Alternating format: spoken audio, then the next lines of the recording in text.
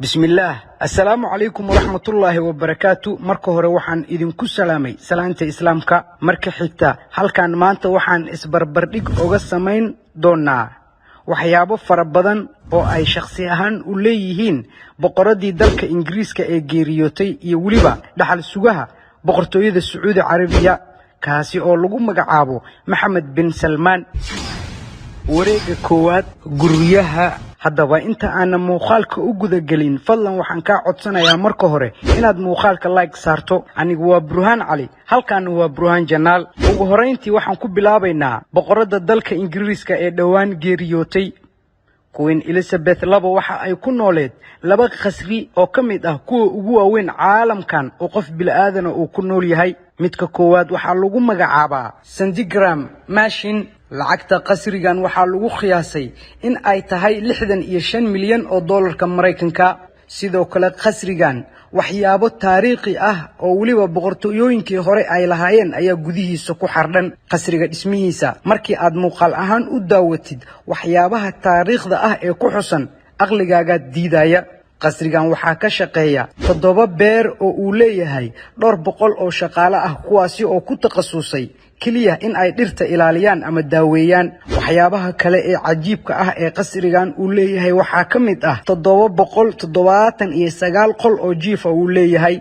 7 beerood oo uu leeyahay qasrigan sawiro ku gasho ama aad ku dalxiistid waxa ka xigta oo kaliya 85 pound sidoo kale qasriga labaad oo ay ku nooleed Queen Elizabeth oo waliba kan uu yahay midka ay aad iyo aad ka u jeceshahay maalmaha holiday-gana ay ku soo dalxiisto waxa lagu magacaabaa Balmoral Castle waxa uu ku yaalaa Scotland ismaha qasrigan waxa la bilaabay 1390kii waxaana la dhameeyay 1856 waxaana u dhaxaysa masaafo aad iyo aad u dheer gurigan sida gurigii kale iskama soo booqan kartid mana loo ogolo in sawiro laga qaado sidoo kalena lagu dalxiiso waxyaabaha kale ee sharaxaada iyo waliba decorationka gurigan iyo gurigii kale waa ay ka siman yihiin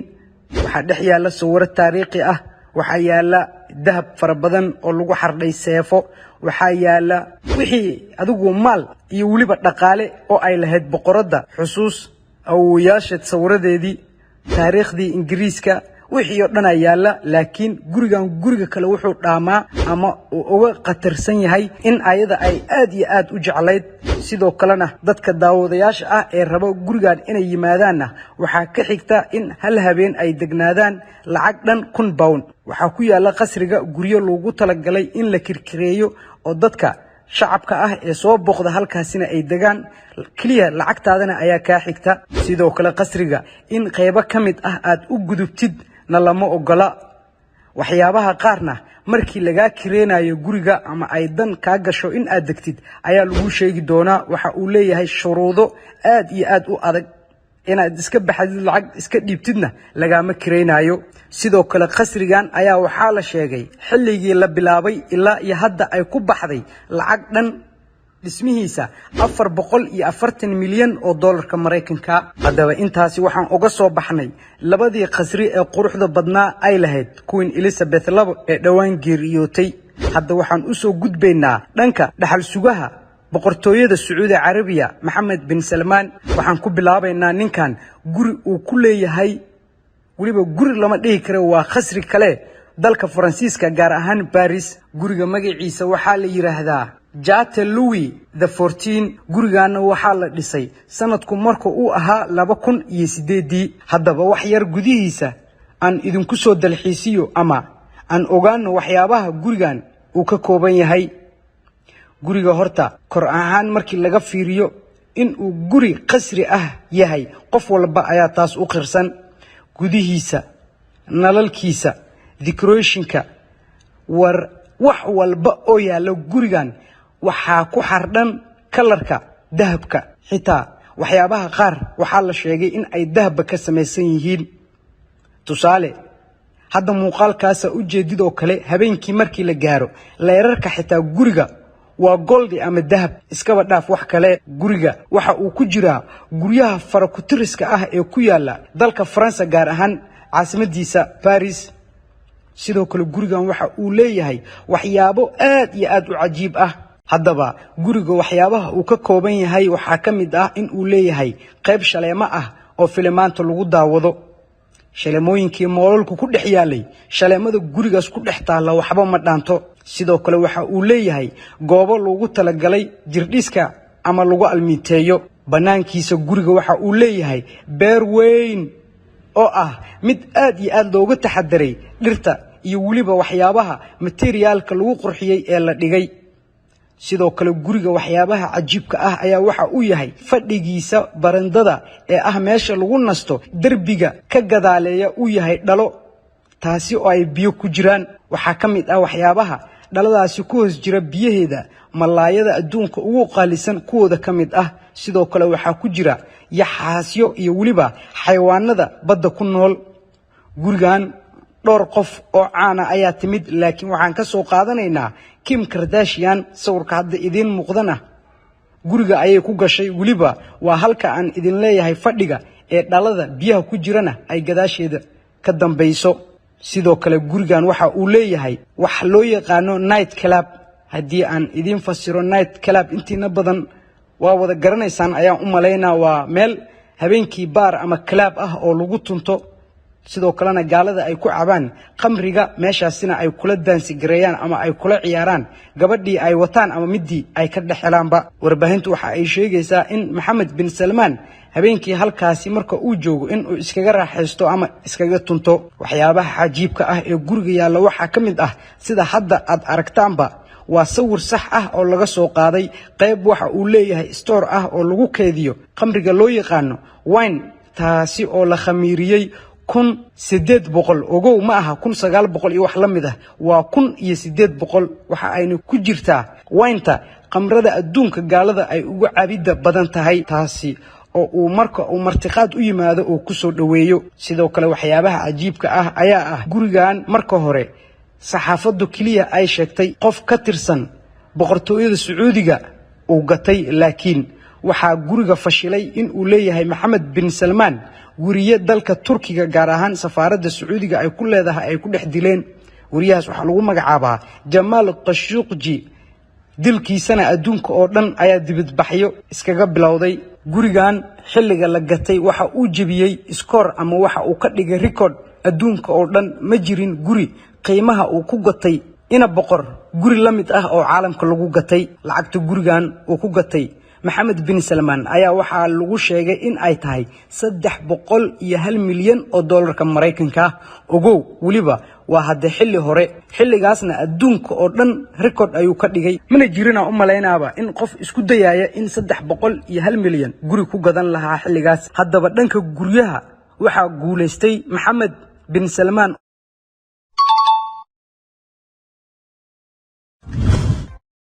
haddaba aan soo aadno dhanka baabuurta ay haystaan Mohammed bin Salman iyo waliba Queen Elizabeth. baabuurta ay haysato boqoradda geeriyootay ee dalka Ingiriiska waxa ay iskugu jiraan dhowr shirkad oo ah kuwa caalamka ugu qaalisan. waxaa ka mid ah Bentley, Land Rover, Bentayga iyo waliba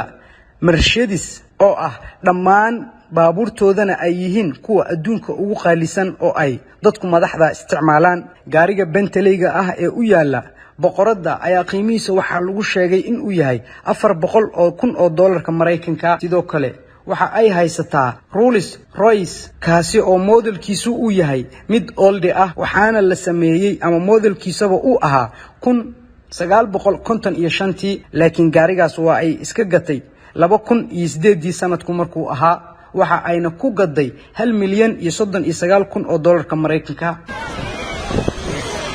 gaariga ugu shidan oo waliba ay xalfadaha iyo waliba meelaha dadka ay iskugu yimaadaan ay ku soo gasho waa gaariga ay leedahay shirkadda Bentley. gaariga modelkiisa waxaa la dhahaa Bentley State Limousine, waana mid ayada kaliya ay u sameeyeen shabakada gaarigan iskale ee Bentley lagu magacaabo. lacagta loogu sameeyay waxaa lagu sheegay lacag 10 milyan ilaa 13 milyan oo dollarka Mareykanka. haddaba aan u soo gudubno Mohammed bin Salman baabuurta uu haysto. haddii total isku dardaro ninkan baabuurta uu haysto waa 18 gaari, kuwaasi oo xitaa mararka qaar ee amnigiisa xoogaa looga baqayo meel garaafo ay ka soo gaaraysa in la geeyo 18 kaba waa la soo wada kiciyaa uu ku jiro in lagu wareero kaliya ayayna ugu talagaleen sidoo kale mararka qaar kaamirada ama saxaafaddu waxa ay soo bandhigtaa asaga oo wata sidoo kale mararka qaar kaamirada ama saxaafaddu waxa ay soo bandhigtaa asaga oo wata gaari lagu magacaabo Mercedes Benz oo modelkiisuna uu yahay S600 sidoo kale baabuurtiisa dhaxal sugahaas uu haysto kan ugu raqiisan waxa uu joogaa $250,000 Mareykanka sidoo kale gaari dahab kalarkiisa laga dhigay oo asagoo dhan aan wada dahab ahayn laakiin taargada kaliya ay dahab tahay ayuu asagoo wata dhowr jeer kaamira qabatay gaariga waxa ku xiran taarga sheegaysa in gaarigu uu yahay gaari boqor oo boqortooyada Sacuudi Carabiya ay leedahay sidoo kale gaariga isagoo dhan wada dahab ma aha kaliya inta taargada ay ku qoran tahay ayaa dahaba sidoo kale baabuurtiisa waxa kamid ah limousine oo lagu qiyaasay in ay tahay $250 milyan Mareykanka Rolls Royce Phantom lacagtiisu waa $440,000 Mareykanka sidoo kale baabuurta sportiska ee uu leeyahay Mohammed bin Salman waxa kamid ah gaari lagu magacaabo Bugatti qiimihiisuna uu yahay $520,000 Mareykanka Mercedes AMG G63 qiimihiisuna uu yahay $1,300,000 Mareykanka ayaa kamid ah baabuurta uu asagu shakhsi ahaan u leeyahay laakiin gaariga ugu shidan ee uu ugu jecel yahay waa gaari lagu magacaabo Bugatti Veyron Grand qiimihiisuna uu yahay $3 milyan Mareykanka qaybtan waxa guuleysatay Queen Elizabeth oo la timid baabuur aan caadi ahayn qaybta saddexaad aan u gudubno waa waxyaabaha ay ku safraan waxaan ku hormaraynaa Queen Elizabeth diyaaradda inta badan ay ku safarto waxa lagu magacaabaa Royal Air Force diyaaradan wax shidaal ah hadii ay ka go'aan in lagu shubo uma baahna hawada ayadoo ku jirta ay waliba hadii shidaalku uu ka go'ay isku shubi kartaa safarada dheerdheerna waxa ay ku gali jirtay diyaaradaas sidoo kale waxa raaci kara 150 qof diyaaradaas hadeertan dhow ayaa waxa lagu sameeyay dib u habeen waxaana ku baxday lacag dhan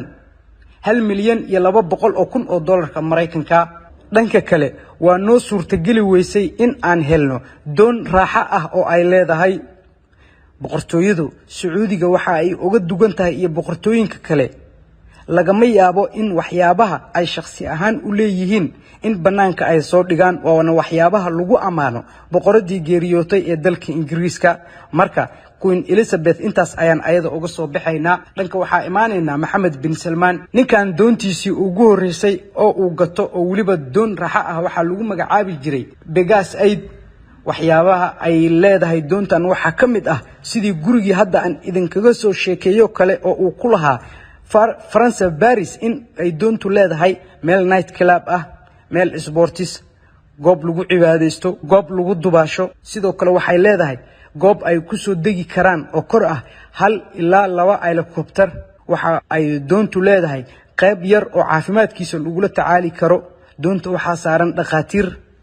sidoo kale doontu waxa ay leedahay waxyaabo intaasi ka sii badan hadii doontan aad rabtid in aad hal isbuuc kireysato adiga iyo qoyskaaga waxa ku kireysan kartaan lacag dhan $680,000 laakiin hadii aad rabtid in aad ayadoo dhanba gadatid waxa bixinaysaa $60 milyan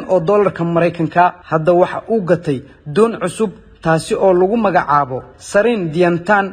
sidoo kale ayaduna waxa ay leedahay waxyaabo intii hadda aan idin soo sheegay oo kale waliba waxa la leeyahay waxyaabaha qaar doontan hadda uu soo gatay ayaa ku fiican sidoo kale doontan labaad waxa hal season markii reestay ninka adduunka kamid ah dadka ugu lacagta badan ee lagu magacaabo Bill Gates sidoo kale Bill Gates hal isbuuc ayuu doontan waxa uu ku kireystay waa doontan labaad uu leeyahay Mohammed bin Salman $5 milyan Mareykanka qiimaha uu Bill Gates ku kireystay in hal isbuuc $5 milyan looga qaado doontu waa ay u qalantaa oo guud ahaan doontan qiimaheedu waxa uu ka bixiyay Mohammed bin Salman adduun lacageed dhan $330 milyan Mareykanka sidaasina Mohammed bin Salman iyo waliba Queen Elizabeth waxa guuleystay Mohammed bin Salman